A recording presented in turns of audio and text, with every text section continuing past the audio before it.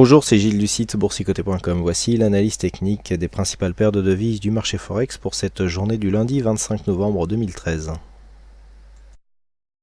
Et nous démarrons tout de suite par la paire de devises euro-dollar. Donc suite à ce rebond technique ici, la paire le cross de devises euro-dollar a marqué ici une phase de cassure sur la zone de support. On est venu tester ici un retracement à 61,8%. Donc retracement appliqué ici sur le rebond technique, et les cours sont remontés. Alors on est revenu ici tester quasiment la zone de point haut, puisque pour un point haut ici à 1,3579, le point haut ici de cette phase de hausse se situe à 1,3558. Donc on est relativement proche, quasiment 20 pips avec d'écart avec la précédente zone de point haut. Donc il n'y a pas eu cassure, ça ne remet pas en cause la phase de baisse, mais ce que l'on peut d'ores et déjà conclure, c'est que cette phase de baisse a énormément perdu en dynamique. Il n'y a pas eu non plus contact avec la Bollinger supérieure. Pour l'instant, la seule chose que nous avons, c'est cette zone de support ici qui s'est transformée en zone de résistance, puisque suite à cette cassure, on est revenu chercher ici l'ancien support comme résistance et on s'écarte depuis de cette zone. Donc pour l'instant on est toujours sur une perspective baissière. Pour l'instant les cours ici sont en train de tester la moyenne mobile 20 exponentielle. Vous voyez comment sur la première phase ici on avait dans un premier temps testé cette moyenne mobile comme une zone de résistance. Il y avait eu cassure de cette moyenne mobile. On était venu ici inscrire un nouveau point haut et maintenant on est en train de tester cette zone comme une zone de support. Donc le flux aurait quand même tendance à repasser à la hausse, mais sans point de confirmation, puisqu'il n'y a ni cassure ici de cette zone de point haut, ni contact avec la bolle supérieure. Donc il va falloir surveiller ici cette zone. Il semblerait que cette zone ici des 1,35 fasse pour l'instant office de support. Si, alors, de deux choses l'une, soit cette moyenne mobile ici tient bon comme zone de support, et dans ce cas-là, on retrouve un biais haussier, ce qui aura tendance à invalider la cassure et donc à placer le mouvement dans une continuité de retournement, puisque si nous avions ici, je vous rappelle que sur ce point haut, nous avions cassé ici ce point haut significatif et que cela, malgré le manque d'amplitude, pouvait nous donner un pré-signal de retournement.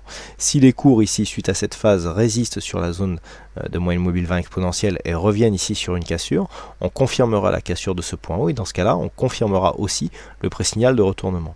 Par contre, nous sommes toujours sur un signal de rupture de dynamique ici suite à la rupture de ce support. Donc si les cours ici reviennent et casse cette zone en accélérant ici et confirme par un franchissement du dernier point bas, eh bien on sera bien dans une zone de confirmation d'un retournement de la tendance court terme dans un biais baissier, même si ce biais baissier n'est pas forcément dynamique, et on aurait une continuité dont l'objectif se situerait dans un premier temps ici sur 1,3313 et deuxième objectif ici à 1,3294. Mais pour l'instant nous sommes au milieu du gué et donc il va falloir attendre ici pour voir si les cours resteront ou pas sur cette moyenne mobile.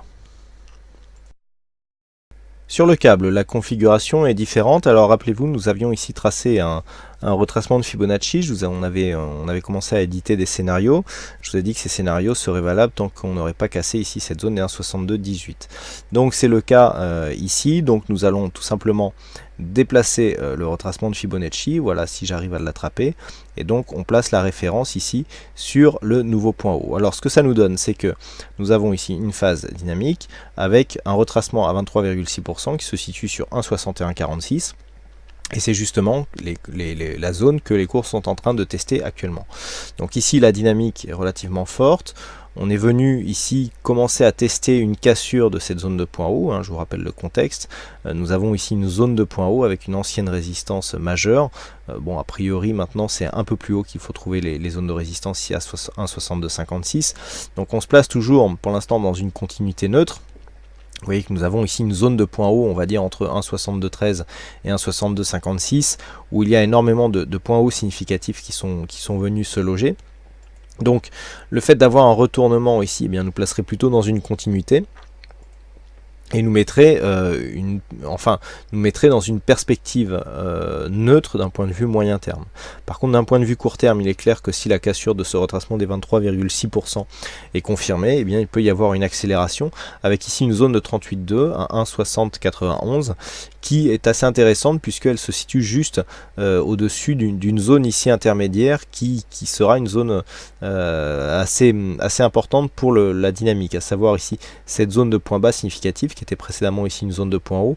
Si on venait à casser ici cette zone, on aurait du même coup donc rupture du 38,2, rupture de cette zone de support significative qui pourrait nous donner des objectifs relativement bas, allant quasiment ici jusqu'à la zone d'origine des retracements de Fibonacci, et au moins en tout cas sur cette zone des 1,5972 qui représente une zone de support majeure sur l'évolution des cours actuellement.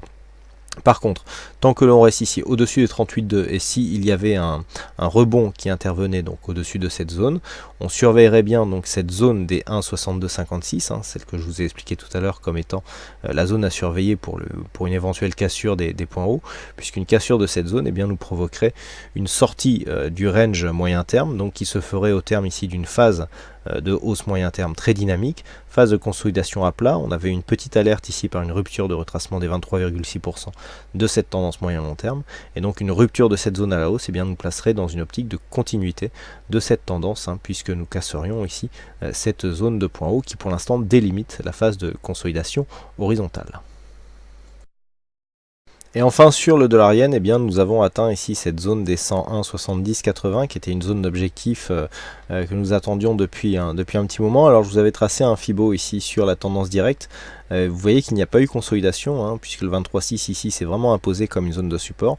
Et puis entre temps nous avons cassé ici cette zone.